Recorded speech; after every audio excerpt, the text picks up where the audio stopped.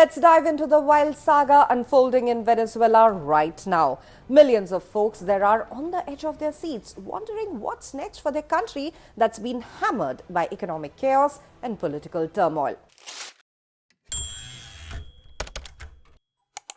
At the heart of it all, a fierce showdown between two powerhouse women, both gunning for the top spot and desperately trying to win over none other than US President Donald Trump.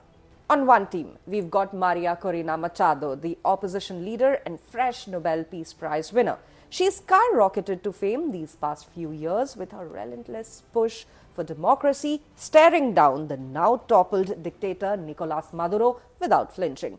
But after that messy 2024 presidential election where the government-run electoral folks claimed Maduro won, letting him hang on to power, she's mostly been lying low in hiding. But that's all changed dramatically 2 weeks ago when US Special Forces pulled off this jaw-dropping raid and nabbed Maduro himself.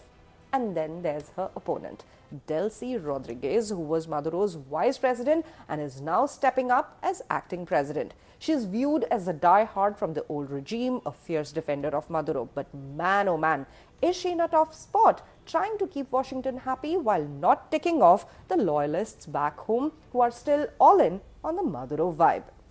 Smack in the middle of this tug-of-war is US President Donald Trump, chilling over 2,000 miles away but calling a lot of shots. He's the one who greenlit that fatal raid in Caracas and boldly announced that US would basically run Venezuela for the time being. Sure, Trump hasn't launched a follow-up strike on Venezuela yet, but the possibility of boots on ground is hanging heavy in the air. Just recently, he mentioned his crew would start hitting drug cartels on land, building on those months of takedowns on suspected drug boats out at sea. Today, a sixth Venezuelan cartel boat has been apprehended, and don't forget that huge US military presence parked in the Caribbean, keeping pressure on Caracas like a constant reminder. So what's the big deal here? Trump's decisions could straight up shape who ends up leading Venezuela and steering its future. At first glance, it seems pretty cut and dry. Trump's been singing praises for Rodriguez, but hasn't thrown his weight behind Machado, even though she's got some heavy hitters in his own admin backing her. But if you have followed Trump, you know his takes can switch on a dime after chats with other world leaders.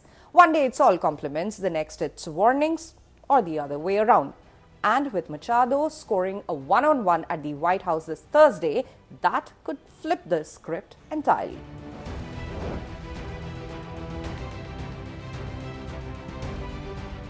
Both of these ladies have been in direct contact with POTUS. On Wednesday, Trump spilled that he chatted with Rodriguez on the phone, calling her a terrific person and saying they were getting along very well. Machado is taking it up a notch with some FaceTime action. She had lunch with Trump on Thursday during her DC trip per the White House. But she might have a steeper climb because of that shiny Nobel Peace Prize. She's got solid allies in the White House crew like US Secretary of State Marco Rubio, who hyped her efforts and even nominated her for the 2025 Nobel.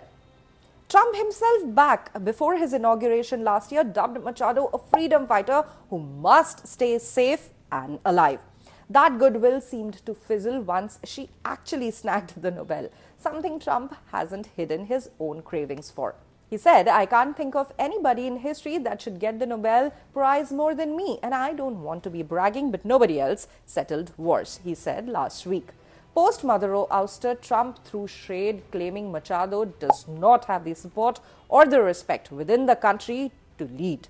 Machado has been working to smooth things over with POTUS, even dedicating part of her award to him when she won it last October. In the White House lunch meet on Thursday, she handed over her prize to Trump, presented, despite the Norwegian Nobel Institute saying that's a no-go on transfers. Trump responded that it was an honor to get her prize, but he didn't say straight up if that might make him rethink her spot in Venezuela. This Thursday lunch could be Machado's prime shot at turning the tide. She's starting from behind, but one solid meeting can rewrite all rules. Remember Ukrainian President Volodymyr Zelensky's rough White House sit-down with Trump last February? It threw Ukraine into a frenzy to claw back US backing, with European buddies stepping in as fixers. Or check out New York's brand new Mayor Zohran Mamdani, who got blasted by Trump during his mayoral run, but apparently won him over in their White House debut meetup.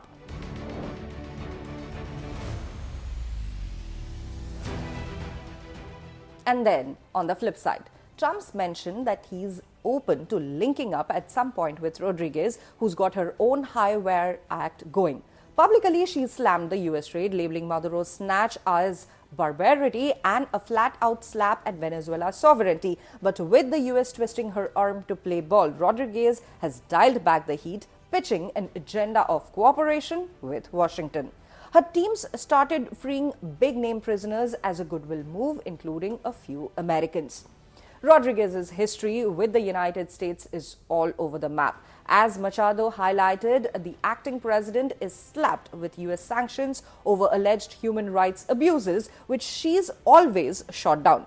Yet, she's spent years trying to patch up ties between the two countries, especially via oil, since Venezuela's sitting on the planet's biggest reported oil reserves.